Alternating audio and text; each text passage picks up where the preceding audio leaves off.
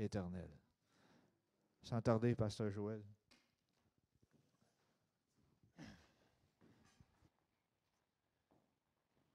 Amen. Merci Seigneur. Alors, bonjour à tous. Comme Jessie disait, c'est comme si on était en famille, à Noël. C'est le fun. Oui, je suis content. Bien, on est dans la famille, mais c'est le fun. C'est ça que je trouvais que c'était le fun. Fait que c'est ça. Juste un petit rappel. Donald le dit, la semaine prochaine, il n'y a pas de réunion, c'est seulement en ligne. Mais, tout de suite, ça va arriver vite. Là. Dans 3 semaines, donc le 14, 15, 16, on a Eugene May qui arrive. Là. Fait que ça va arriver de même. Là. Fait qu'il faut se préparer, mettez ça dans votre calendrier. Si vous n'avez pas acheté un nouveau calendrier, achetez un nouveau calendrier.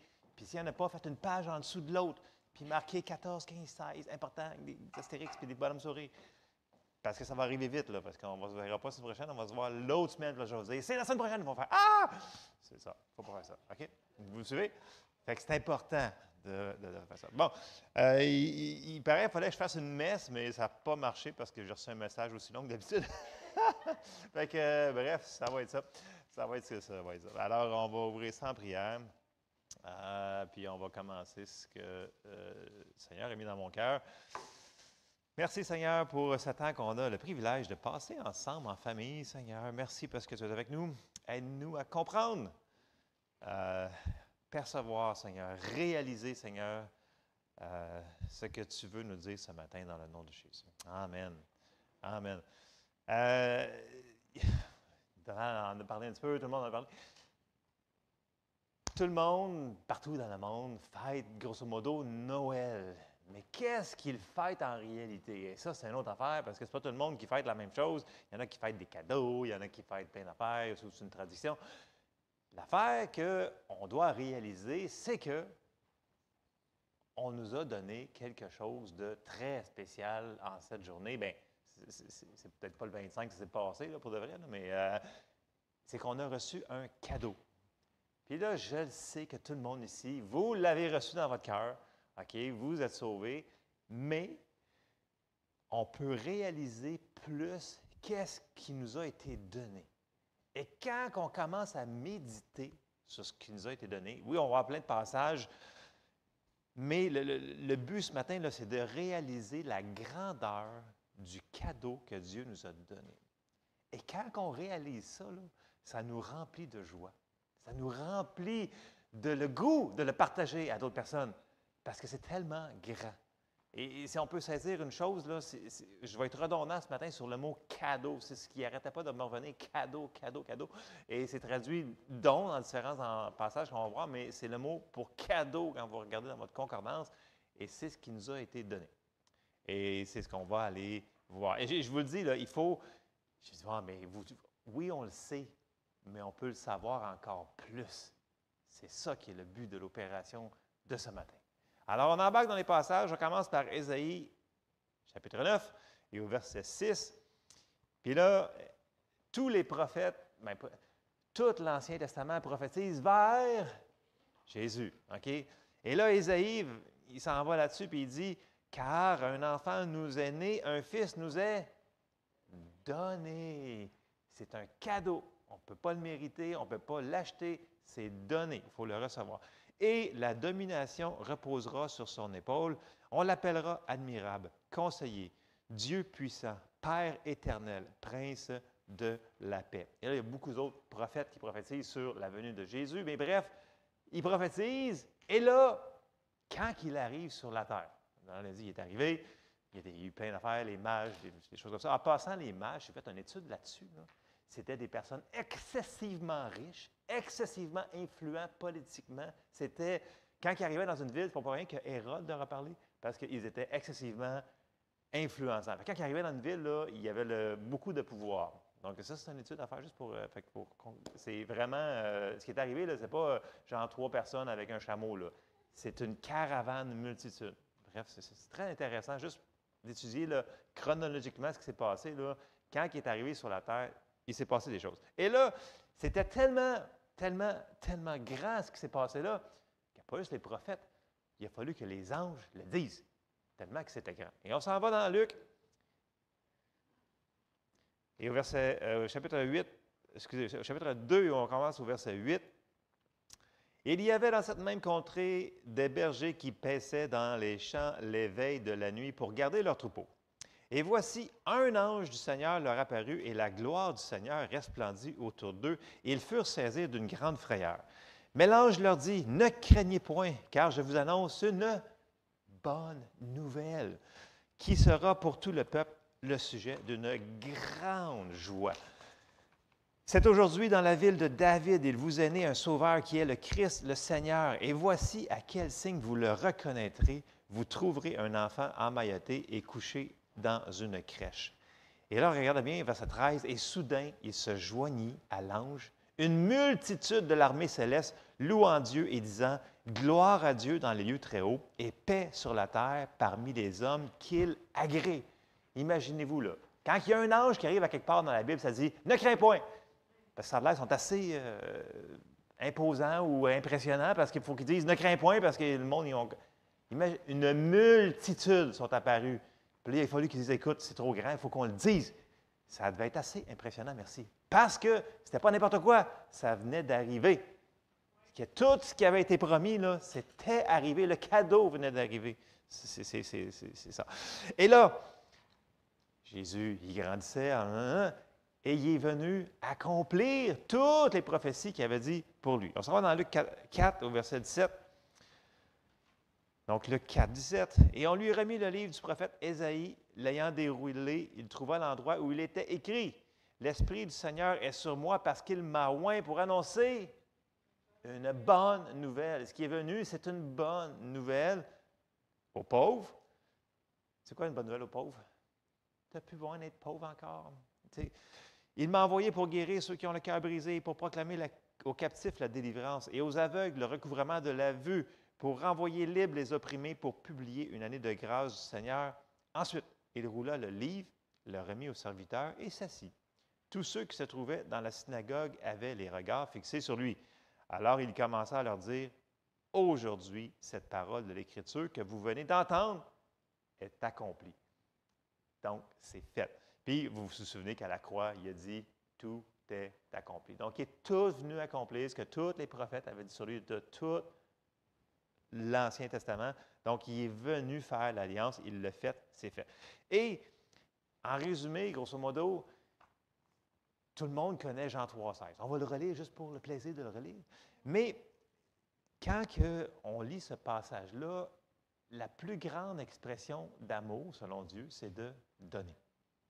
Parce qu'il n'y a pas juste, il dit quelque chose, il a fait quelque chose, mais pas n'importe quelle chose. Il nous a donné ce qu'il y avait de plus grand, de plus cher, ce qu'on avait finalement de besoin. Il n'y avait rien qui pouvait nous sauver. Donc, Jean 3,16, « Car Dieu a tant aimé le monde qu'il a donné. » Vous remarquez, quand on aime, on donne.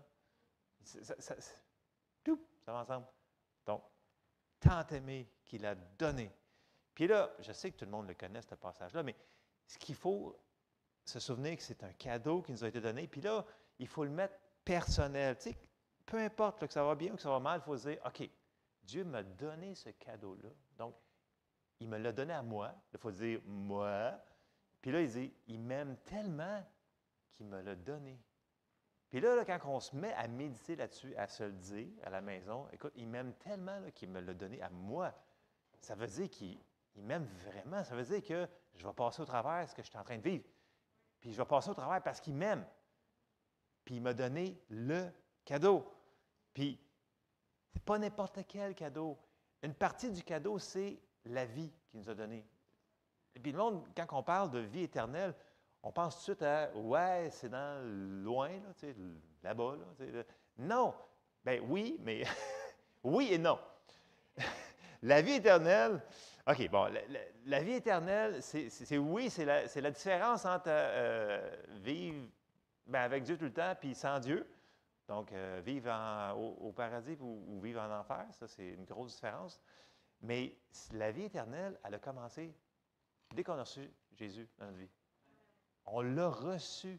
On va aller voir des passages sur ça. Mais pour appuyer l'histoire que, oui, c'est vrai que c'est pour tout le temps, j'ai sorti Apocalypse 21, 3, 5, juste pour montrer que On a un avenir, OK? On a quelque chose qui s'en vient. OK? Apocalypse 21 nous dit, « Et j'ai entendu du trône une voix forte qui disait, Voici le tabernacle de Dieu avec les hommes, il habitera avec eux et ils seront son peuple et Dieu lui-même sera avec eux. Il essuiera toute larme de leurs yeux et la mort ne sera plus. Il n'y aura plus ni deuil, ni cri, ni douleur, car les premières choses ont disparu. Et celui qui était assis sur le trône dit, Voici, je fais toutes choses nouvelles.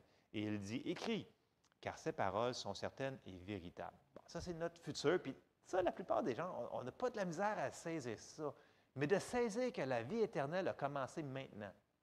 Là, wow! C'est comme essayez de comprendre ça avec votre tête, que la vie éternelle a déjà commencé. C'est ce qui nous est expliqué. Donc, la vie éternelle, ce n'est pas seulement la durée, c'est la sorte de vie qu'on peut vivre. OK? On s'en va dans 1 Jean, chapitre 5, et au verset 12, qui nous dit, « Celui qui a le Fils a la vie. Celui qui n'a pas le Fils de Dieu n'a pas la vie.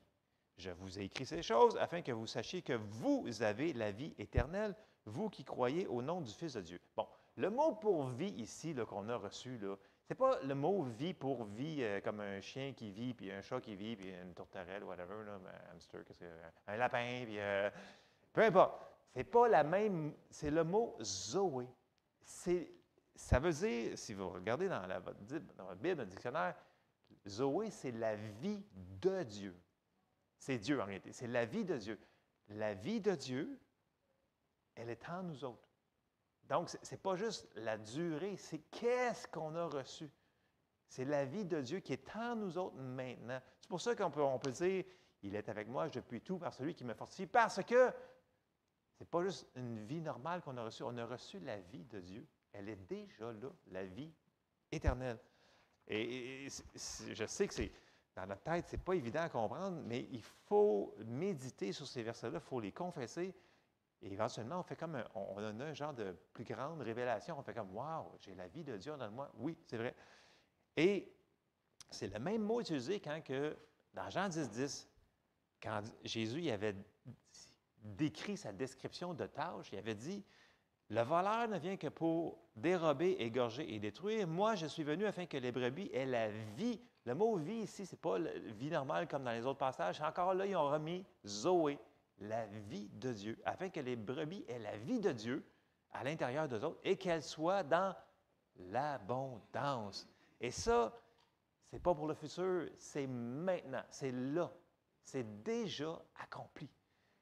Est-ce qu'on va voir tous les bénéfices instantanément? Non, mais le potentiel est là. Imaginez-vous là, la vie de Dieu, là. Omnipotent, omniprésent, omni-machin, omni-tout, en dedans de nous autres, dans notre esprit. Ça, il faut réaliser ça.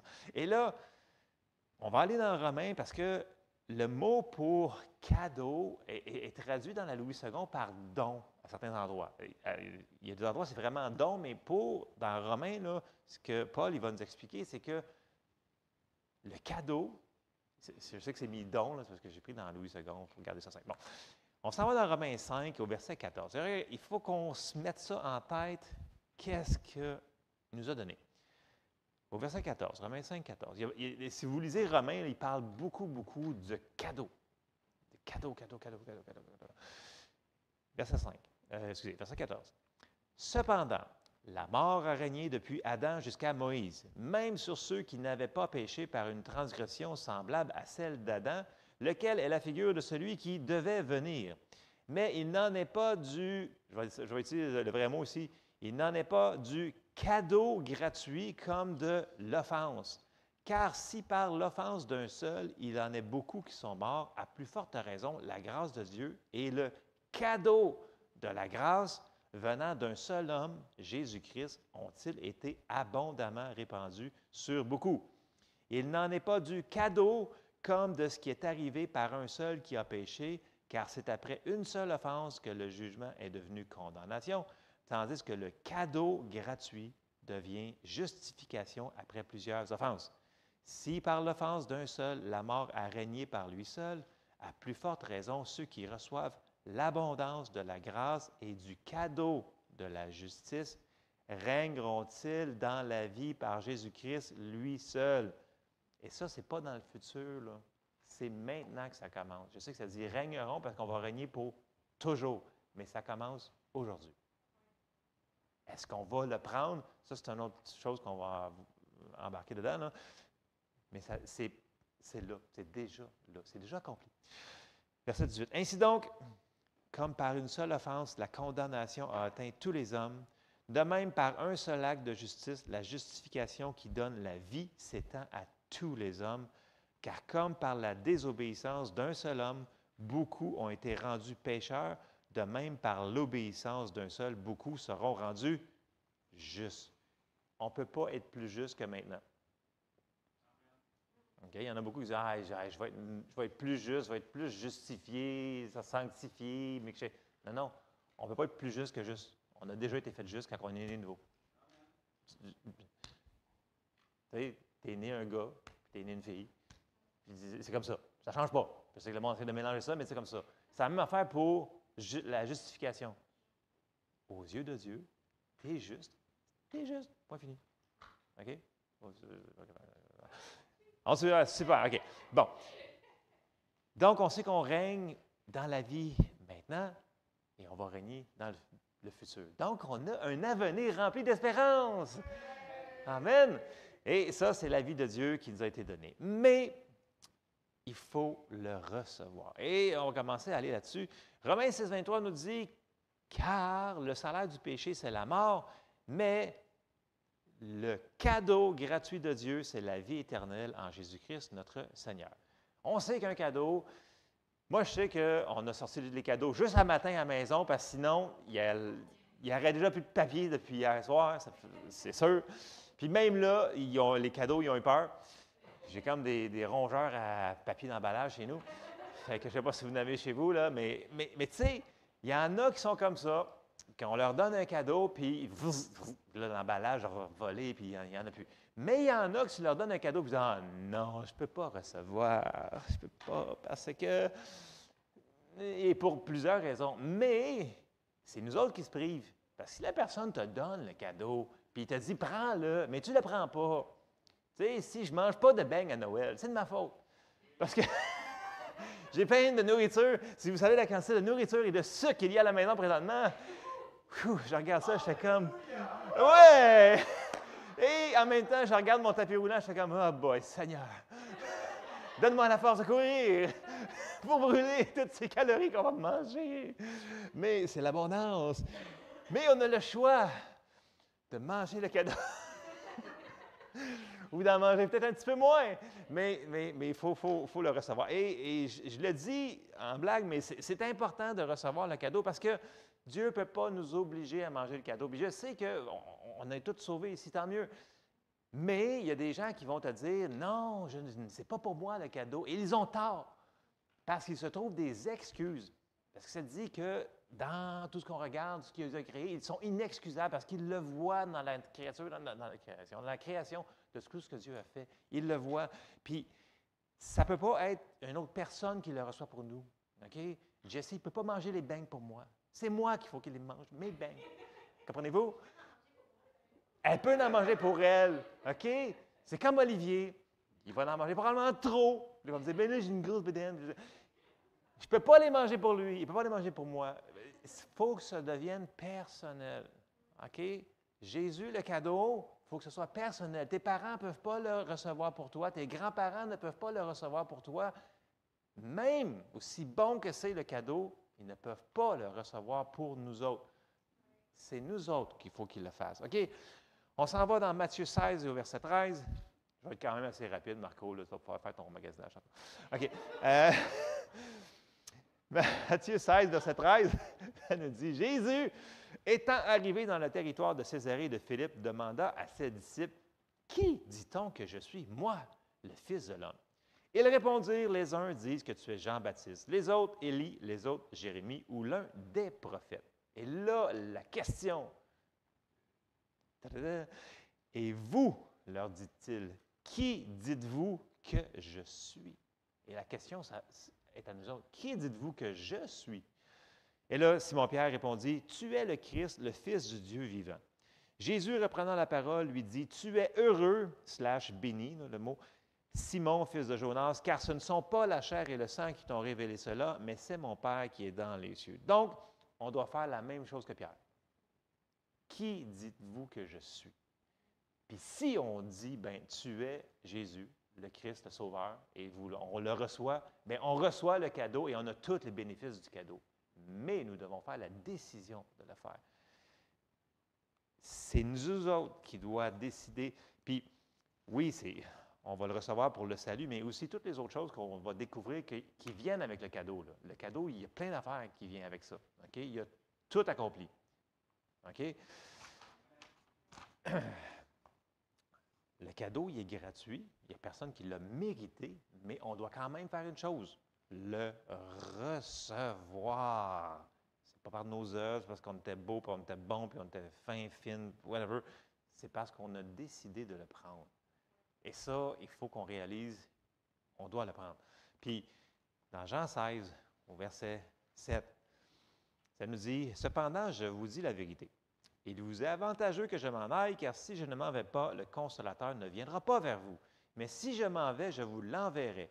Et quand il sera venu, il convaincra le monde, pas condamner, convaincre le monde en ce qui concerne le péché, la justice et le jugement. En ce qui concerne le péché, parce qu'ils ne croient pas en moi. » Donc, ceux-là qui ne reçoivent pas le cadeau, puis ils disent, « Ah, mais là, c'est ton affaire, c'est toutes ces affaires-là. » Mais ils rejettent Jésus. Ils rejettent le cadeau. Pourtant, qui est gratuit, qui est le même cadeau pour tout le monde. Il faut vraiment le recevoir. Même si le Saint-Esprit va nous convaincre dans notre cœur, on va savoir que c'est vrai cette affaire-là, il y en a des gens qui vont dire, non, non, c'est comme trop simple. C'est comme trop simple. Vous êtes-vous déjà fait dire ça? C'est trop simple. C'est comme trop, c'est pas assez compliqué. Bien, des fois, ça peut être simple, puis il faut recevoir. Puis, ça nous dit dans la parole de Dieu, dans 1 Corinthiens 1, au verset 18, « Car la prédication de la croix est une folie pour ceux qui périssent, mais pour nous qui sommes sauvés, elle est une puissance de Dieu. Aussi est-il écrit, « Je détruirai la sagesse des sages et j'anéantirai l'intelligence des intelligents. » Psaume 14, 1, écoutez bien ça. Au chef des chants de David, « L'insensé dit en son cœur, il n'y a point de Dieu. Ils se sont corrompus, ils ont commis des actions abominables, il n'en est aucun qui fasse le bien. » Non, aucun. Donc, même si le cadeau est gratuit, Jésus est vraiment, vraiment clair que c'est juste lui qui peut nous apporter la vie éternelle qu'on a parlé tantôt, la vie de Dieu, qui commence là. Fait que nous autres, on ne vivra pas tout le temps dans cette patente-là qu'on appelle notre corps. Là. Okay? Il va être version 14.0, il va être amélioré. Là. Mais nous autres, notre vrai nous autres, notre esprit, là, notre vrai nous, on va vivre pour toujours. Amen. Et ça, c'est vraiment merveilleux.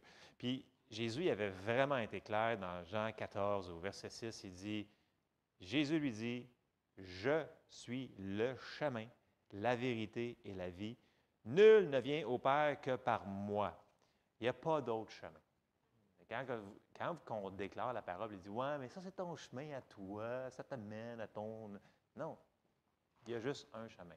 Fait qu'on ne s'obstine pas, on fait juste leur dire ce que la parole de Dieu dit. Puis s'ils reçoivent, merci Seigneur. S'ils ne reçoivent pas, on continue à prier pour eux autres pour que le Seigneur ouvre leur cœur, ouvre leur intelligence, pour qu'ils puissent recevoir. Parce que ceux-là qui ne reçoivent pas, là, ils sont aveuglés. Là. Parce que comment veux-tu ne pas recevoir quelque chose quand tu leur expliques comment c'est bon, comment que le cadeau il est merveilleux, toutes ces affaires-là, c'est parce qu'ils sont aveuglés. Là. Il y a quelque chose qui les empêche de recevoir. C'est-tu de l'orgueil, c'est whatever, mais ils sont aveuglés. Là. Il faut qu'ils reçoivent le chemin. Matthieu 7, verset 13 nous dit, « Entrez par la porte étroite. » Écoute, ça fait 2000 ans que c'est écrit cette affaire-là. Là, aujourd'hui, combien de portes qui nous offrent pour rentrer dans le... Les gens ils vont se dire qu'il y en a 40 000 portes. Il y a plein d'autres dieux. Non. Entrez par la porte étroite, car large est la porte, spacieux est le chemin qui mène à la perdition. Il y en a beaucoup qui entrent par là, mais étroite est la porte, resserrez le chemin qui mène à la vie, et il y en a peu qui les trouvent. Tu sais, c'est quand même... Ça a été écrit il y a 2000 ans. Là, si on regarde présentement la quantité de doctrines qu'on voit partout là, qui disent que c'est Dieu, puis c'est Dieu, puis c'est Dieu qui m'a dit de faire ça, c'est Dieu qui m'a dit de tuer la personne, puis toute cette affaire-là. Écoutez, c'est pas Dieu qui a dit de faire ça. Là. OK? Fait qu'il faut vraiment retourner dans la parole de Dieu, garder ça simple.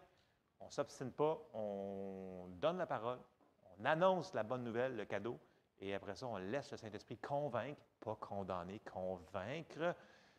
Et là, les personnes doivent faire. Puis on peut prier vraiment, je vous dis, là, pour que leurs yeux soient illuminés. Puis peut-être que ce n'est pas nous autres qu'il faut qu'ils parlent à la personne.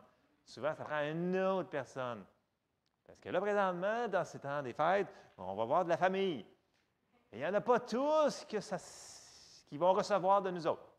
Ça prend peut-être d'autres personnes pour parler à cette personne de famille-là. Donc, on peut dire, Seigneur, envoie des ouvriers dans ta moisson vers, là, vous dites le nom de la personne que vous aimez beaucoup. OK? C'est important, ça. On prie pour les autres personnes. OK? Et là, après ça, vous dites pas on ne dit pas notre opinion. OK? On les amène à la parole. Et là, on s'en va. Un exemple, là, j'ai sorti. C'est un choix en passant de croire. Hein? Il y en a qui disent, non, je ne peux pas croire. Non, non, tu décides de ne pas croire. Vous dites, ouais, mais là, vous dites, mettons, Romains 10, 9 à 12. Si tu confesses de ta bouche le Seigneur Jésus, le plus gros des cadeaux du monde, et si tu crois dans ton cœur que Dieu l'a ressuscité des morts, tu seras sauvé. Car c'est en croyant du cœur qu'on parvient à la justice et c'est en confessant de la bouche qu'on parvient au salut, selon ce que dit l'Écriture. Quiconque croit en lui ne sera point confus.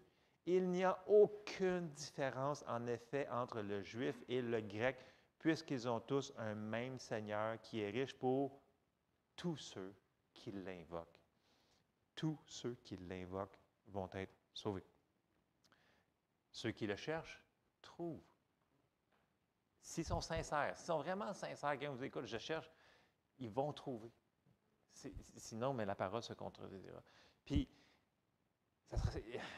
souvent, les gens sont convaincus dans leur cœur, mais leur tête leur cause des problèmes. Et c'est ça le problème, c'est la connexion entre le cœur et la tête. Là, il faut que tu dises, écoute, arrête là. Regarde dans ton cœur. Matthieu 18, verset 3. J'ai quasiment fini. Et dit, je vous le dis en vérité, si vous ne vous convertissez et si vous ne devenez comme les petits-enfants, vous n'entrerez pas dans le royaume des cieux. Marc 10, 15 nous dit, je vous le dis en vérité, quiconque ne recevra pas le royaume de Dieu comme un petit enfant n'y entrera pas. C'est pas compliqué, un petit enfant. Tu lui donnes le cadeau, l'emballage est parti. C'est comme ça qu'on doit être vis-à-vis la bonne nouvelle. Okay? La personne qui va raisonner, on l'a vu tantôt, Dieu il parle que c'est plus un insensé. Il faut, à un moment donné, être simple et dire, OK, dans mon cœur, malgré ma super méga intelligence, je reçois le cadeau. Et c'est ça qu'il faut faire. Et Jésus a déclaré une chose dans Matthieu 11, 27. Toutes choses m'ont été données par mon Père et personne ne connaît le Fils si ce n'est le Père. Personne non plus ne connaît le Père si ce n'est le Fils et celui à qui le Fils veut le révéler. Puis là, il dit, venez à moi. Vous tous qui êtes fatigués et chargés, et je vous donnerai du repos. Prenez mon joug sur vous et recevez mes instructions, car je suis doux et humble de cœur, et vous trouverez du repos pour vos âmes, car mon joug est doux et mon fardeau léger. Et pour enchérir, il a dit dans Jean 6, 37, et je termine bientôt, « Tous ceux que le Père me donne viendront à moi, et je ne mettrai pas dehors celui qui vient à moi. » Ça, c'est une assurance qu'on peut donner aux gens. Ils disent, « Ouais, mais je suis vraiment sauvé quand j'ai fait la prière? » Oui, parce qu'il nous a dit que tous ceux qui viennent à lui, il ne les rejettera pas. Aussi gentils qu'ils ont été, aussi méchants qu'ils ont été, une fois qu'on a reçu Jésus, il nous accepte. Il nous garde en plus, malgré toutes les choses qu'on peut faire dans une journée. Et il est tellement bon. Donc, j'aimerais que vous... Tu sais, il y a beaucoup de choses qui se passent, on a beaucoup de choses à préparer à Noël, il y a beaucoup il se passe beaucoup de choses. Prenons juste le temps de réaliser, de méditer sur la grandeur de ce qui nous a été donné. Et je vous dis, moi, quand je préparais, je me disais, pourquoi? C'est tellement simple, le cadeau. Et j'ai eu une genre de glimpse, un genre de écoute, j'étais rempli de joie. Wow, c'est donc géant ce qu'on a reçu. Puis là, plus que j'allais, je disais, écoute, je vais en faire pendant 14 pages, mais il faut que je fasse une messe, fait que ça ne marche pas. Et là, j'ai dit, bien là, il faut que les gens au moins prennent le temps de saisir, de se dire, écoute, qu'est-ce que j'ai reçu finalement dans moi? Et quand on va décider là, de prendre quelques secondes, de méditer à ça, la grandeur de ce qu'on a reçu, écoute, moi, j'avais comme le goût de, wow, je pourrais témoigner, on dirait. J'étais comme moins timide, on dirait, j'étais comme, wow, c'est géant ce que j'ai reçu dans moi, puis c'était comme très fort à l'intérieur de moi. Bref, c'est le message pour ce matin, c'est le cadeau. On a reçu un cadeau, réalisons-le. Et cette joie-là, cette réalisation-là va nous aider à passer à travers plein de difficultés, de choses, parce qu'on sait à l'intérieur, c'est là, c'est en dedans, puis il est toujours là. Puis quand c'est plus dur, on dit, écoute, merci Seigneur, tu es là. Puis là, c'est le temps de le confesser de notre bouche. On a confessé notre salut, mais on peut confesser aussi toutes les autres promesses qu'il nous a données. Donc, confessons, écoute, j'ai reçu la vie éternelle de Dieu. Et puis, c'est drôle parce que dernièrement, on écoutait un prédicateur dans les dernières semaines, puis écoute, c'est une machine à parler et à expliquer, là. Et il y avait de la misère. Son message, c'était le don indescriptible de Jésus. Et lui qui parle, si vous pensez que je parle vite, là, oubliez ça. Même pas. Écoute, il n'arrivait même pas à articuler. Ça fait au moins trois dimanches qu'il essaye de sortir son message sur la grandeur du don indescriptible qui nous a été donné. Là, j'étais comme si lui, il a de la misère. Je dis, moi, qu'est-ce que je vais faire dans ma messe? Ça va être... Écoute, là, j'écoutais, c'était tellement bon. Je dis, ben, il s'enfargeait dans ses mots tellement que c'était grand ce qu'il a dit. Puis là, il comparait ça. Et imaginez la grosseur du soleil. Puis là, ça équivaut à 2 milliards de bombes atomiques, puis tout le kit. Puis là, c'est en dedans de nous autres. C'était comme par seconde que ça explose. Quand il disait le nombre, c'était des chiffres. C'était comme, là, ta tête fait comme, tu comprends? C'est comme, mais voyons donc, essayez de saisir juste la vie éternelle, la grandeur de l'univers. La vitesse lumière, cette affaire-là. Essayez de... Vous comprenez tout ça, hein? Moi, je ne comprends pas tout. Mais saisissons l'essence du message. On l'a reçu. Confessons-le. Il est avec nous pour nous remplir de joie. Et soyons aussi un instrument que Dieu peut utiliser autour de nous dans les jours qui s'en viennent. Ça ne veut pas dire qu'il va falloir qu'on parle à tout le monde de Jésus qu'on va rencontrer, mais si jamais la porte s'ouvre, bien, demander, Seigneur, si tu veux vraiment la porte, puis juste donner la bonne nouvelle. Amen? On se lève, la messe est finie. Puis, il y en a qui ont plein de choses à faire. Merci, Seigneur. Non, mais prenez le temps, je vous exhorte, prenez le temps de méditer. Juste, prenez 5 minutes, là, à la maison, là, puis dites, Seigneur, un cadeau tu m'as donné, ouais, un cadeau. Puis vous allez voir, ça va vous remplir de joie. Faites-le. Seigneur, on te remercie, Seigneur, pour ce si grand cadeau que tu nous as donné, Seigneur, que ça va nous prendre l'éternité pour réaliser la grandeur, Seigneur, que ce que tu nous as donné. On est reconnaissant ce matin, on te remercie pour tout ce que tu fais. Seigneur, je te demande de bénir chaque personne et chaque famille représentée ici, Seigneur, dans les jours qui s'en viennent. Que ta bénédiction, ta protection soit sur chacun d'entre nous et qu'on puisse vivre dans la paix, Seigneur, dans l'amour et dans ton amour à toi, Seigneur. Et fais de nous lumière, ouvre les portes, Seigneur, qu'on puisse être une lumière partout où est-ce que tu nous envoies. Dans le nom de Jésus. Amen. Alors, soyez bénis.